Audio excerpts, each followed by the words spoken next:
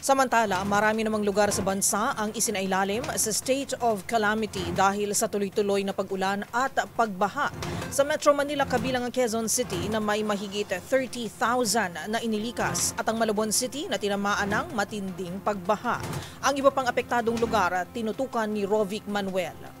Maraming lugar ngayon sa bansa ang nagdeklara na ng state of calamity dahil sa nararanasang matinding pag-ulan at pagbaha dahil pa rin sa pananalasa ng habagat. Sa Metro Manila, isinailalim na sa state of calamity ang Quezon City kung saan lampas 30,000 katao na ang inilikas sa mga evacuation center. Gayon din ang Malabon City na lubos na nakaranas na matinding pagbaha at pagkasira ng mga ari-arian. Ngayong araw, nakatakda na ring formal na magdeklara ng state of calamity ang Manila City Government matapos kumpirmahin ni Manila Mayor Isko Moreno ang pangangailangan ng halos 900 barangay ng access sa Calamity Fund. Ang Cavite, nauna nang isinailalim ang buong probinsya sa state of calamity dahil sa malawakang pinsala bunsod ng habagat na pinalakas ng bagyong Krising.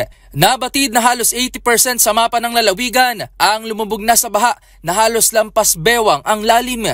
Noong July 18 naman, unan na ring nagdeklara ng state of calamity ang Cebu City dahil sa malawakang pagbaha sa mga mabababang barangay at pagguho ng lupa sa buong lungsod. Kasalukuyan ring isinailalim na sa state of calamity ang mga bayan ng Kalumpit at Balagtas sa Bulacan. Gayon din ang bayan ng Umingan at Malasiki sa Pangasinan, Dagupan City, Cainta Rizal, Sebaste, Palawan, Rojas City at Antique. Ang naturang deklarasyon ay layong makapagbigay ng Quick Response Fund at Relief Operations sa mga probinsya at lalawigan na isinailalim dito. Layon rin itong matiyak ang mabilis, agaran at angkop na pagresponde, recovery at rehabilitation na ipatutupad ang mga lokal na pamahalaan.